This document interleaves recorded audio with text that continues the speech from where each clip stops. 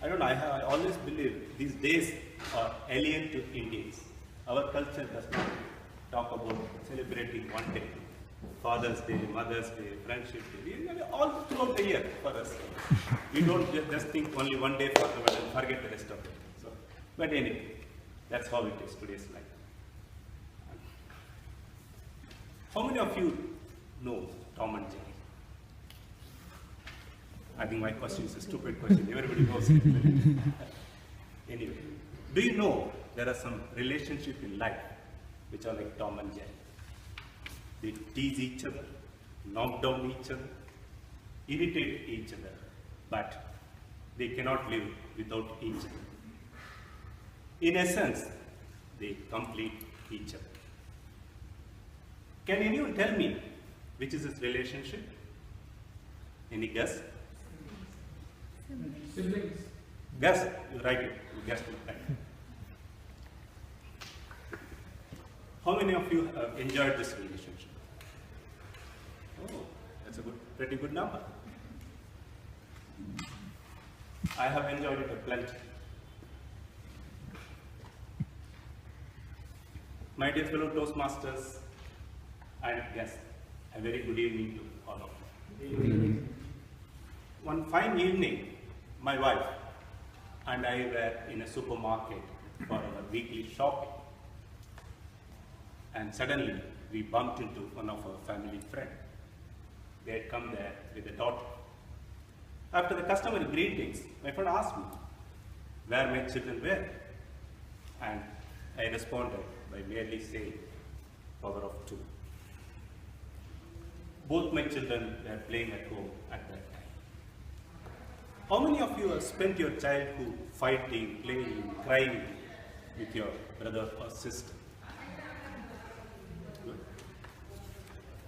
When you have a sibling at home, your lessons for life begins at home itself, isn't it?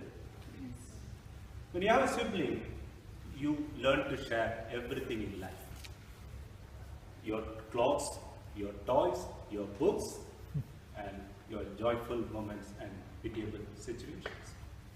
You have a shoulder to lean on when you are in a pitiable condition, and hands to lift you up to the skies when you achieve success in whatever you do in life.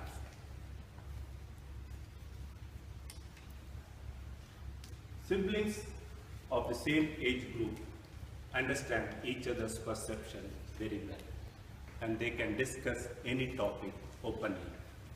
But they tend to hesitate a lot to open up to their parents, especially during the adolescent age. There will be a lot of doubts crossing their minds, which requires proper guidance and attention. When there is a sibling present, it becomes easier for the parents to deliver them.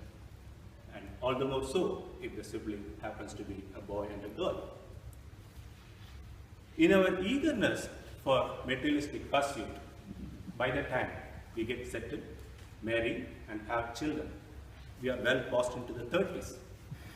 This huge generation gap creates a wedge between the parents and the children. And when the children are pampered with all the electronic gadgets, internet could add fuel to the fire.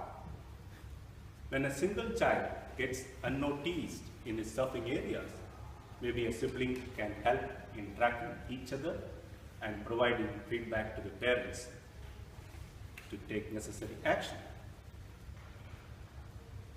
Parents, in their possessiveness and overpowering love for their only kid, tends to ignore many early warning signals that the child provides in getting off track.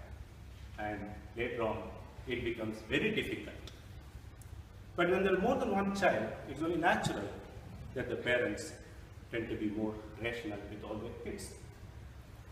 There is another aspect of having a single child, is that the child insists on drawing all the attention onto themselves. I still remember when we were younger, we were never allowed to go near the place where elders were speaking. They would always tell us, go out and play. What are you doing here? Because they didn't want the children's mind to get polluted with all the worldly things. But think of today's scenario. With only one child, the child spends all the time with the parents, and they get easily corrupted with all the things happening around them. I still remember when one of my friends, who was a businessman, had to postpone a business meeting he had arranged in his house because his son was constantly pestering him, drawing all the attention, and they couldn't have a fruitful discussions. Similarly, these days, the number of divorce cases in India is on a steady rise.